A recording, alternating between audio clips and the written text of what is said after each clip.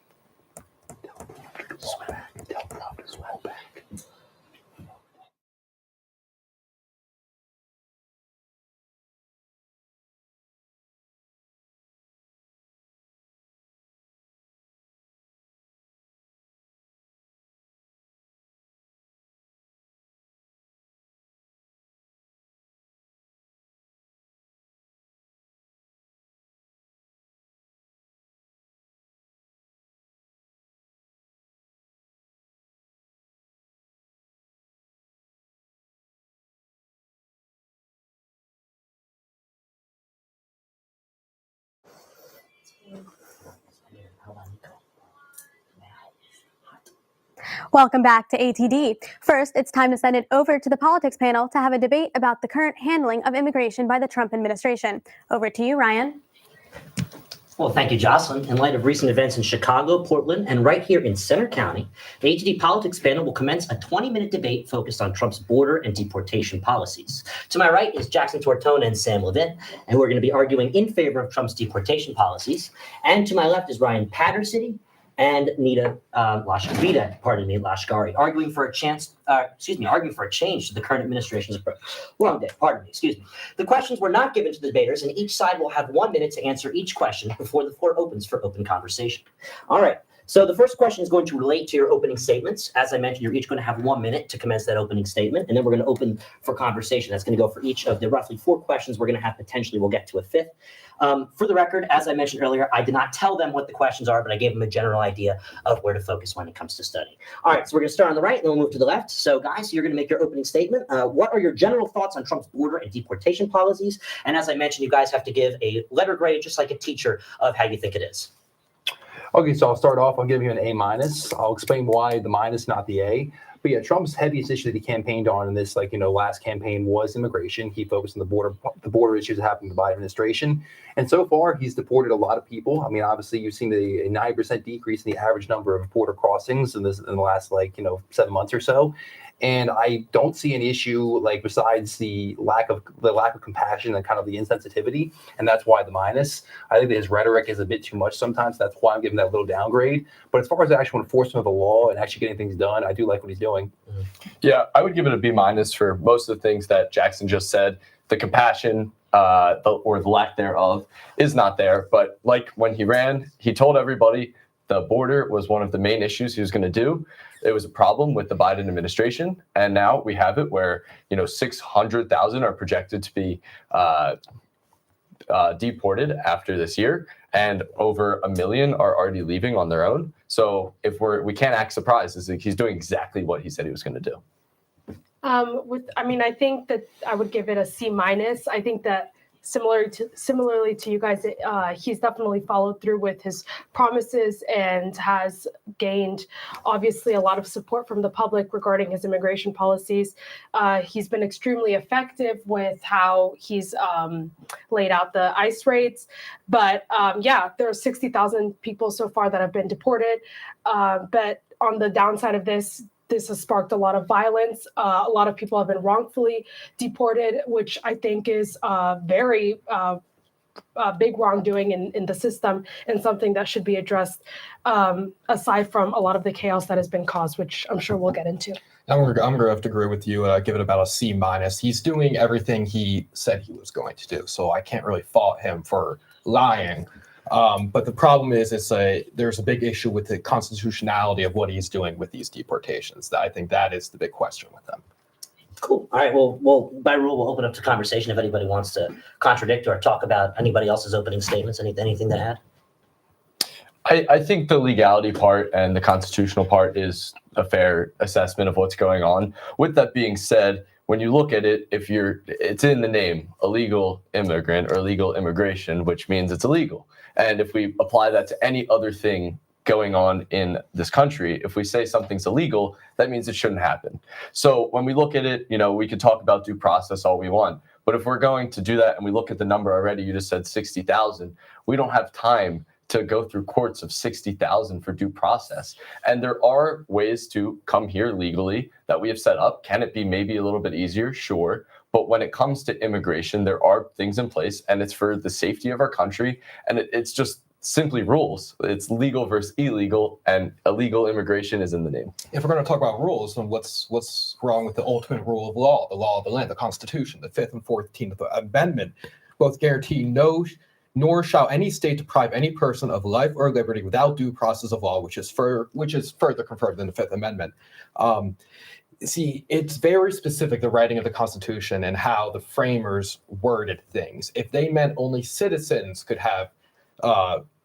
should not be deprived of life or liberty without due process of law, they would have specified that. They said any person, and that applies to immigrants. And if we're going to do this the right way, we should do it constitutionally, because if we start breaking constitutional precedent here, who knows they can be deporting next based under that same precedent. That's actually a very good transition. So we're going to move into our second question. Again, you each will have 1 minute uninterrupted, then we can get to conversation after that. But we're going to talk a little bit about the Alien Enemies Act of 1798, which allows Donald Trump and his administration to detain and deport people without a fair trial in certain situations. In this current moment, does he have grounds to have this operating, and does he have grounds to be directing people within his administration, i.e. the bureaucracy, to be taking action based on what the Alien Enemies Act empowers them to do? So we'll start off again on the right.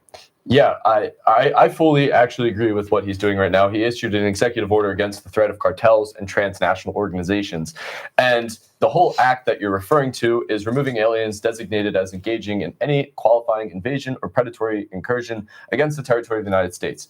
And when we talk about these transnational gangs and these cartels, it is a threat to our national security. And we talk about the TDA, the Tren de Aragua. They are a Venezuelan created organization that is insanely dangerous. And, there was just a court case about this, and it's going to continue whether or not those people are part of it. 14 years or older can be deported. But when we talk about these organizations, they are dangerous and they should not be in this country. Yes, Tren de Aragua was the main threat that he was kind of addressing with the Alien Enemies Act of 1798. 10 seconds.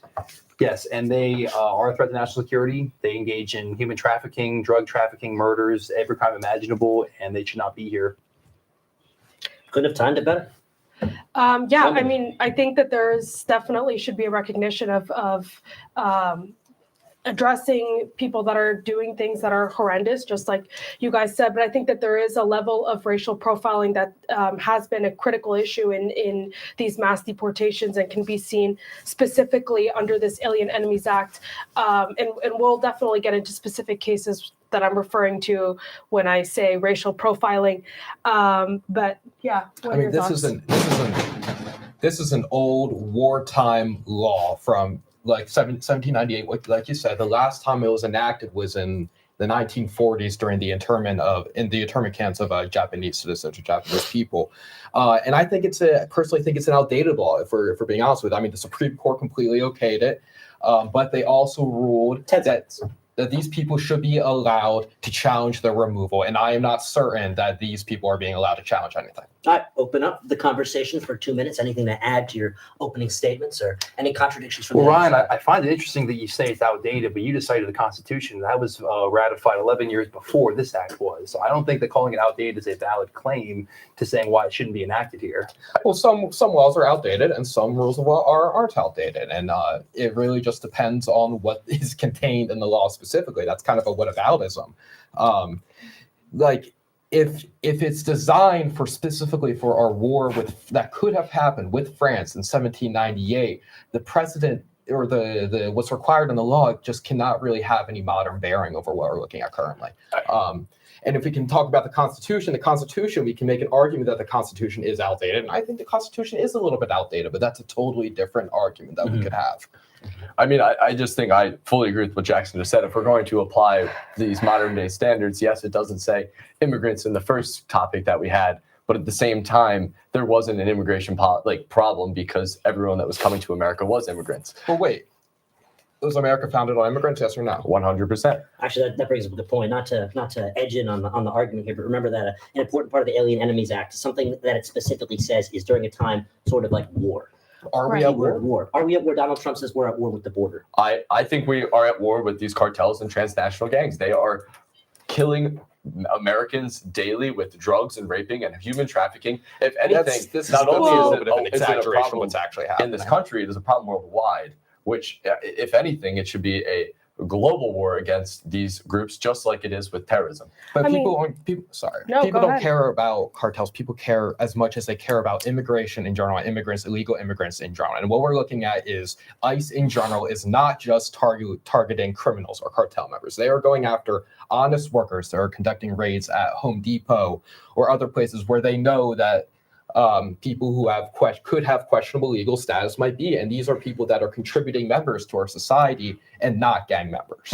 And you're not wrong, and I have extreme sympathy and compassion for these people because they are very important within our economy, and that was an important point I was going to make. If we are going to say that we don't want these illegal immigrants in our country, then we also have to be okay with the economy going down a bit and us losing money and taxpayer dollars and things like that. But whether or not they're hardworking or not, it's still illegal at the end of the day. I want to Well, go back to your previous point. We do have to move on, but go ahead quickly. I just wanted to say records show that Venezuelans account for less than half of those publicly detained for immigration violations. I think that's a very important thing to know when we're talking about, who is a criminal, who is not a criminal, and why this Alien Enemies Act is specifically harmful to a certain population here in the United States. Go ahead. As I mentioned in my opener, obviously I did not read the teleprompter very good. That's on me, but I think it came around that we were talking about in light of certain events in Portland, and I also mentioned in the State College Center County area. That's because I don't know if anybody's heard of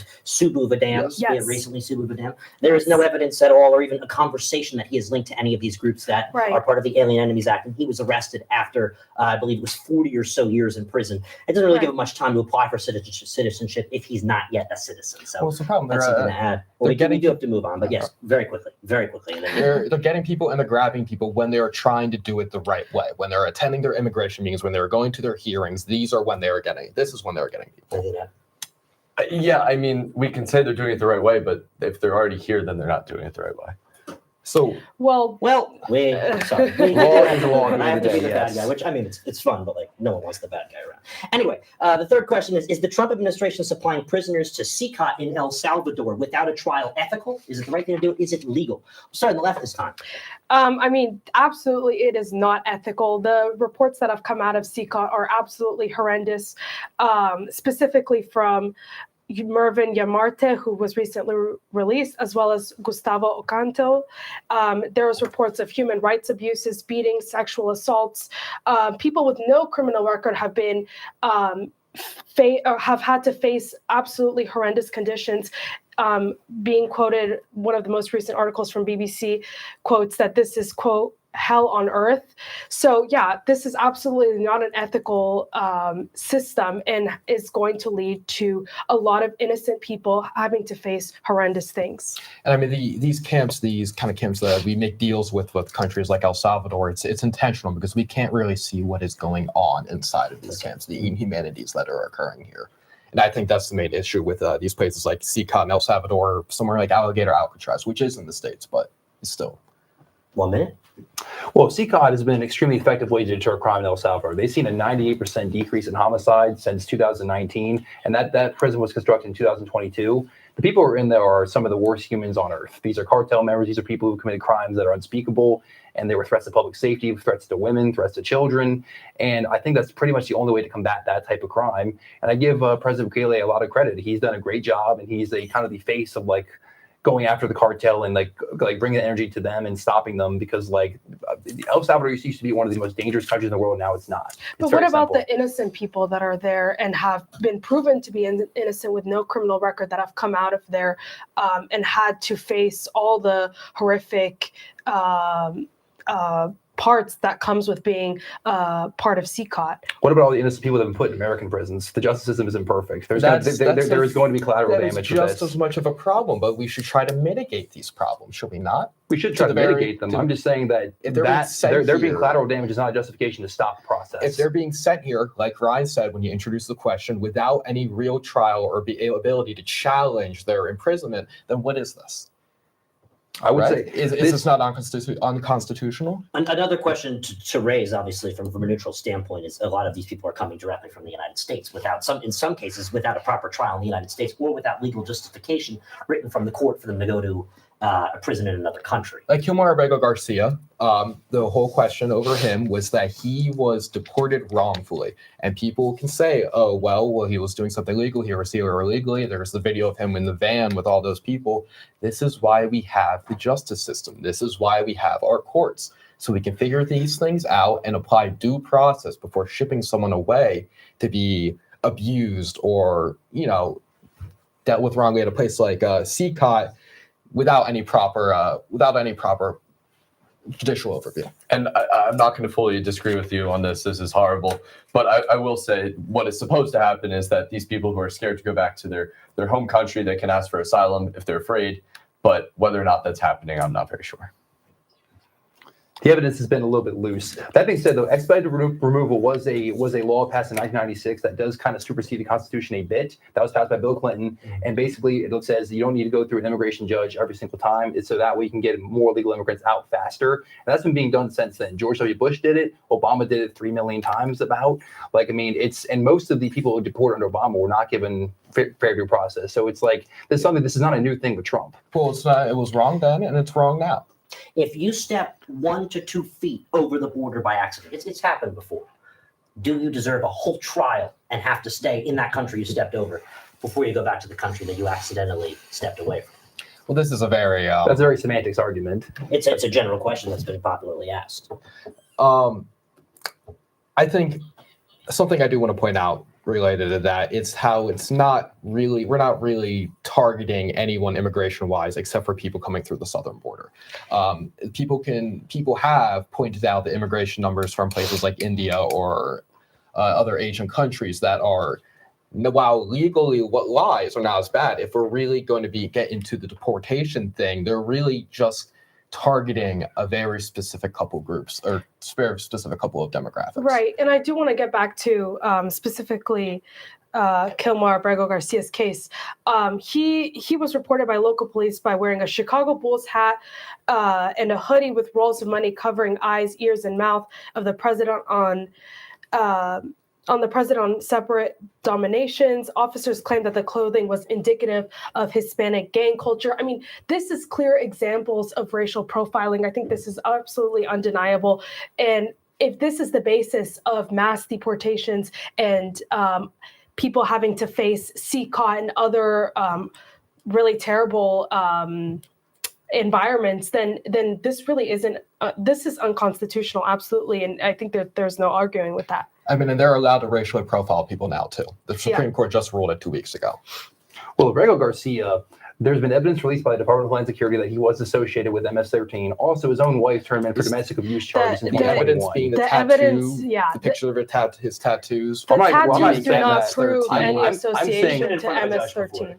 Right now, I'm not even talking about the tattoos. I'm talking about him being like around cartel members, people who were registered, and the fact that he broke into the country illegally in 2012. So he already broke the law in of itself. This is why we have due process, so we can figure these things out and figure out who is worthy of staying and who has the actual legal grounds to be sent away. Because there are people that do not have his history that are being sent away for less. Can I ask you guys a question? Where would you like 60,000, 1 million people to be housed when they're waiting for their due process? And which courts are these going to? And humanely built and operated facilities. So we just have the capacity to build facilities we're saying millions of people. How many billions did we just allow to go to ICE in the past couple of months? through the big beautiful bill that is really not being used in the way that we would think that's being used. 30 billion, and they're really stalling, if we're being honest, when it comes to their numbers, to the amount of raids they're doing, to the amount of people they're actually hiring. They have this giant budget, but they're not doing anything. We have Why to move can't on we? really quickly? I was just going to say, like, you know how long one trial takes. Now we're talking about 1 million. I'll be dead by the time we finish all these trials, and so will most of the people. So why can't we fix the system? This is why we have agreements. This is why we have agreements between both sides in a court pleas and all that stuff, is because we just don't have enough jurors, and we also don't have enough space in our legal system. It's almost a question that just isn't answerable. I would say it's why it's always up for debate in Congress. Republicans usually always take the same stand as they always do, same thing as Democrats. But our last question that I'm going to ask, and then we'll try and open up if we have time, is if there's one policy change you would implement in the current administration's actions related to what we're talking about in today's debate, what would it be? We'll start on the right. I mean, I think this is maybe not necessarily exactly what we're talking about, but there needs to be mandatory civics classes in every single school and education from literally K through 12, and then even in college. The fact that we are focused on STEM, which is super important, but then we can have this intelligent conversation, and then you have a bunch of people that are radical and just speak out of turn. There needs to be education on what actually is right and what isn't, knowing the Constitution, not just history. Yeah.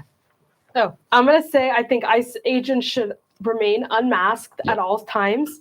The mask allows ICE agents to act violently and commit civil rights violations, which we have seen on multiple cases. I think that in every state, ICE agents should remain unmasked. I cannot say what you said any better. Unmask these ICE agents, it really looks like a secret police force to me. That's all I'll say.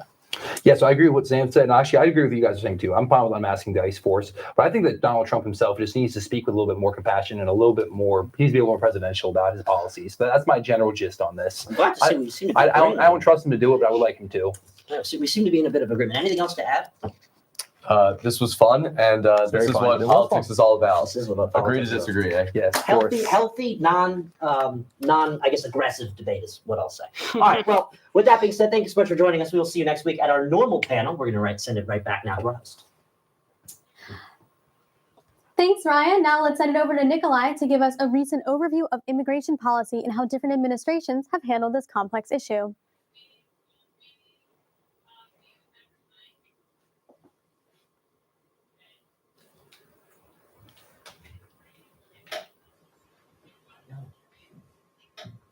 Thank you, Jocelyn. Immigration policy has been an extremely prominent and divisive issue, with its view in the public eye potentially being at an all-time high. To understand why it is where it is now under the current administration, it is important to look back at past presidential terms and look at their immigration policies. Let's look back at immigration policies from recent past presidencies to see what has led up to where we are now. Let's start with Barack Obama.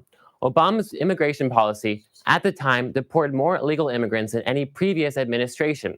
The Obama administration reportedly deported about 3 million illegal immigrants, compared to 2 million from the Bush administration.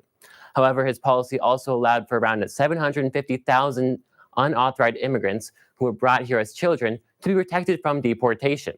This is because in 2012, Obama signed an executive order to create the Deferred Action for Childhood Arrivals policy to allow for undocumented immigrants who have been brought to the United States as children to apply for renewable 2-year periods of deferred action from deportation. In 2014, Obama announced plans to create a related program, the Deferred Action for Parents of Americans and Lawful Permanent Residents, or the DAPA for short, which would act as the same as the DACA. However, several lawsuits from state governments led to an injunction in 2015, blocking the implementation of the DAPA, and in 2017, the Trump administration announced plans to rescind DAPA, so the plan never came to fruition. Speaking of the Trump administration, let's talk about Trump's immigration policy during his first presidential term.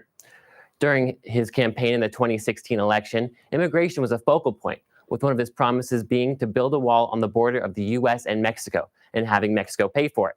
At the start of his presidency, Trump issued an executive order that suspended entry for citizens to 7 countries for 90 days, including Iraq, Iran, and Libya. He attempted to end DACA, but was not successful, as the attempt was blocked by the Supreme Court in 2020. Another executive order of Trump's was 1768, which significantly increased the number of immigrants considered a priority for deportation. The following presidency was Joe Biden's, where he promised to undo many of the immigration policies of the previous Trump administration.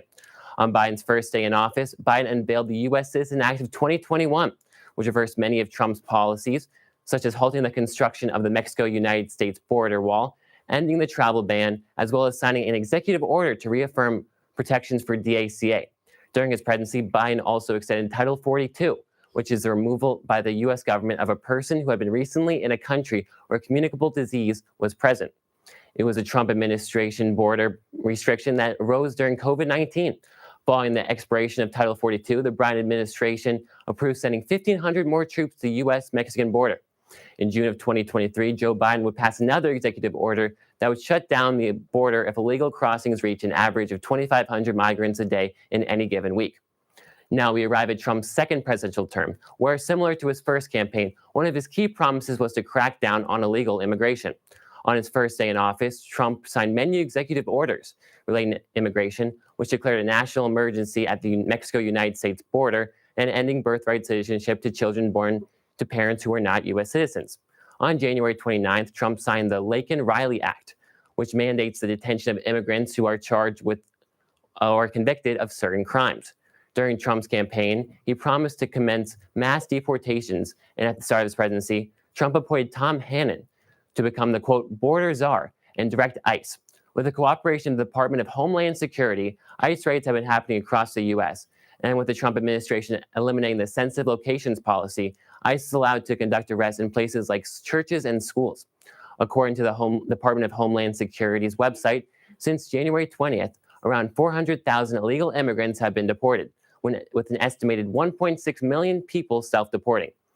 A president's immigration policies are always a big aspect of a president's campaign, and the overall effect of their policies is a big factor in shaping their overall image as a president. Back to you, Jocelyn. Thanks, Nikolai. Now it's time to send it over to the crime panel to discuss the crimes of Ed Gein. Over to you, Sophia. Thanks, Jocelyn. Often referred to as the Butcher of Plainfield, Ed Gein is a notorious serial killer known for his grave robbing and gruesome murders in a small rural Wisconsin community. In the 1950s, his case shocked the nation, leaving an impact on pop culture decades later. Netflix has recently released a new season of their show Monsters, which focuses on different crime cases. This season sheds light on Ed's background and story. Today, we are going to discuss the relationships that impacted him, how audiences have reacted to Monsters, and more unanswered questions. So, Savannah, can you please start off kind of telling us an overview of the case, a general timeline? Yeah. Okay, so I think this is super important because the show does get a few things mixed up. So I want to start looking at the facts and seeing why he did what he did. So he was born August 27th in 1906 in La Crosse, Wisconsin. Now, he was a farmhand and a handyman in a very, very remote family farm. He was known for grave robbing and 2 confirmed murders, but what was so interesting about him was his method of mutilation with these bodies that he grave robbed, and why he did it has gone on to inspire so many bad guys in movies, so many. Hannibal Lecter, the guy from Texas Chainsaw Massacre. So growing up, his family life is super important. His mom is extremely strict, very religious, and has convinced him that all women are sinful and evil, except for her, of course. His father was an alcoholic and died when he was extremely young. So he did have his brother, but they were isolated from society. His mom made sure they didn't leave the farm, they didn't go into town, super kept to themselves. Now, he had grown super close with his brother, but unfortunately, he did pass away due to heart failure. And not long after, his mom also passed away. And this is when his mental health did start to decline. So because his mom passed away, he's completely alone. He began to visit cemeteries super late at night. And he began to dig up recently buried women who resembled his mother. So he would take body parts and use them to create household items like bowls, masks, clothing, really disgusting stuff. He was arrested in 1957 after store owner Bernice Worden disappeared. and the remains of at least 15 women were discovered at his house. Just 15. And he was only confirmed to murder 2 people. But that's just confirmed.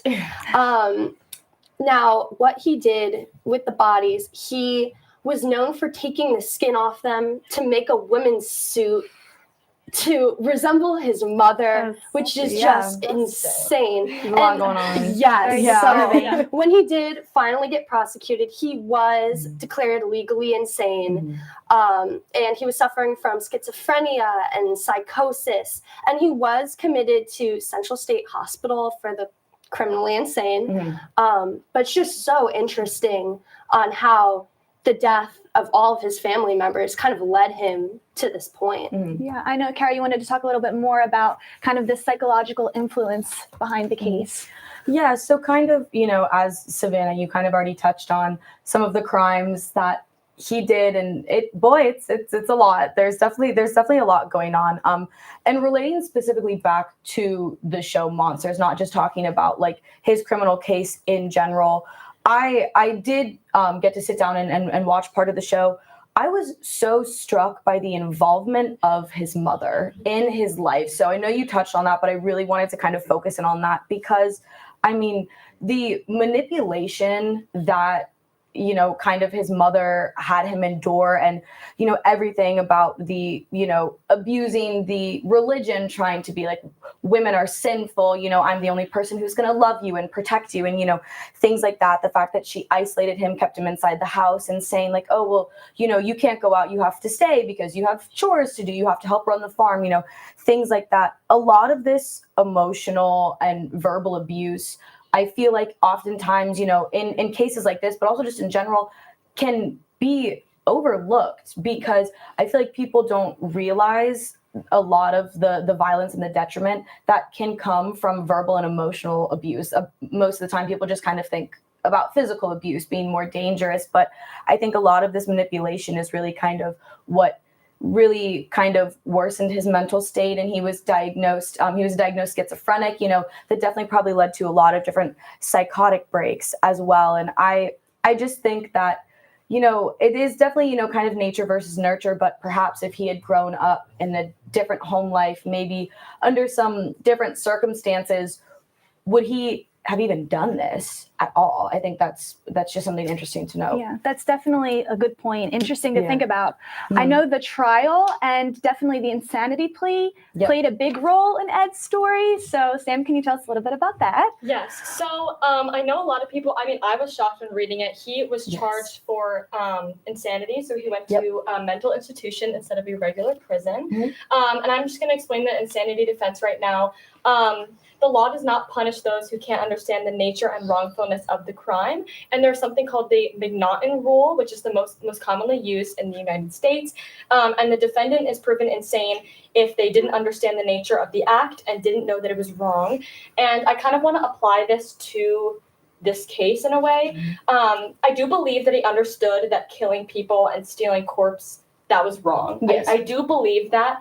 But I believe that he believed that wearing women's skin could let him become his mother, which shows a psychotic detachment from reality, and kind of shows, like you were mentioning before, the mother's abuse. And he was obsessed with his, deceased mother. And that's how they ended up ruling when they went to trial. The court ruled that he was insane because he could not distinguish right from wrong, and that he was driven by psychotic obsession because of his delusions about his dead mom. I mean, he locked up rooms, he boarded rooms, because he didn't want anything to be touched that his mom touched before she died. He was insane. He was obsessed with his mom. And something, I know you mentioned this, Savannah, Buffalo Bill from Silence of the Lambs, my favorite movie of all time. He is directly inspired by this character. And you see, Buffalo Bill, if you haven't watched Silence of the Lambs, he kills his victims, skins them, and then wears his skin. And I just thought that was interesting, and that kind of brings me back to the Netflix show. Because you mentioned the Netflix show has a lot of inconsistencies with reality. So it was only proven that he killed 2 people. Obviously, bones and skin was found. But the Netflix show actually showed him killing more people than it was ever proven to be. And I think that's problematic because in law and everything, you're innocent until proven guilty. So Yes. the fact that the Netflix show is showing something like this is kind of unrealistic. I believe the Netflix show also portrayed him as killing his brother. Yeah, the Netflix show portrayed him as Which killing his the brother. biggest issue is, yes, sorry to jump in, but to go off of that, because I distinctly remember sitting down like with my roommates and we watched this, and that was kind of arguably the first kill in the show was his brother. And I remember Ryan Murphy kind of did it in such a way where you couldn't tell if the brother was actually dead or if it was kind of more of like that schizophrenia, like a little bit of that psychosis going on. And then we realized he was actually dead, and we're like, he just killed his brother. After doing like research about it, that did not happen like at all, apparently. So I understand a little bit of kind of that fabrication. I mean, obviously this is entertainment after all, but literally completely blatantly putting in like a good 15-minute scene of something that just never happened is kind of shocking. I feel like killing a brother is a major thing that you probably shouldn't lie about. Right, Yeah. without like proof, without like confirmation that he actually did it. Mhm. And I think in real life, the brother, his cause of death was declared heart failure. So Mhm.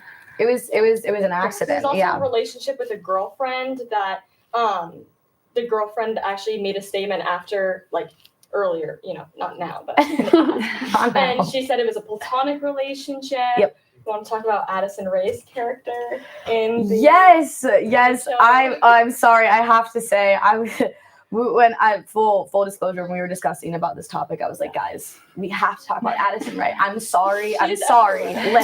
Listen. The one thing I will say from the pieces that I did see of her performance, really not that bad. I will give her props. I do believe that she's a better actor than people give her credit for. However, I won't lie, just relating back to some of these issues that people have with Ryan Murphy and with kind of the Monsters like series in general.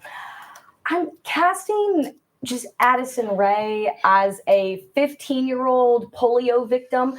I feel like it just added a very big element of just it made the show a little unserious. It made it corny, and a lot of people Yes. had a problem with this coming out because after Yes. Monsters, the Mendez brothers came out, Mhm. people were so upset because it portrayed them inaccurately. They Mhm. felt like their situation, these are very serious situations, Yes. and they're not.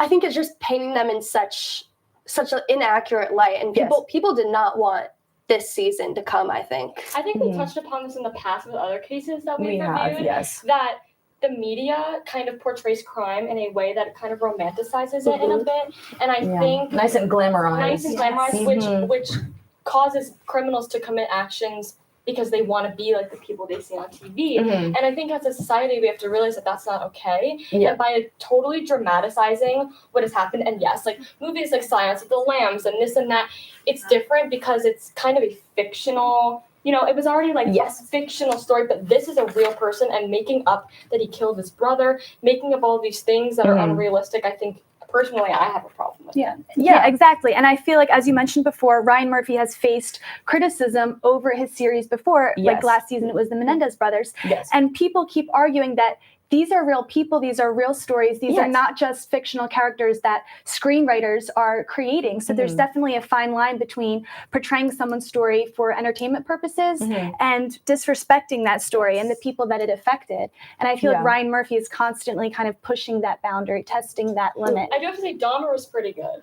Dahmer was pretty good, but it did also have inconsistencies. It had some inconsistencies, but I think with Dahmer, I know that I also watched part of that season as well. It was very eye-opening because I feel like it did kind of give a little bit more of a peek through the keyhole of that case which had a lot of elements that people were unaware of. Right. I liked that it raised awareness because I liked that it brought to the attention that the police didn't believe his victims, and it took so long to get to that point. And I do like that the show portrayed it that way because after watching, like me personally and my friends, we were like, oh wow, like we should believe these people more obviously and take it more seriously. Yeah. I just really quickly something that you said, Sophia, just like made me think of this just in terms of like you said, like Ryan Murphy using these stories, like you said, these are real people.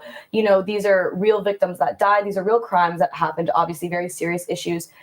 it almost feels like with some of the fabrication that Ryan Murphy and perhaps, people in general with other movies and TV shows about true crime, I mean, like the families and, the victims and even the criminals, themselves, which obviously it is very difficult, but you have to have some type of empathy for them in some of these cases. Obviously, Ed Gein was not well. He had been abused his whole life. That's why, he did these things.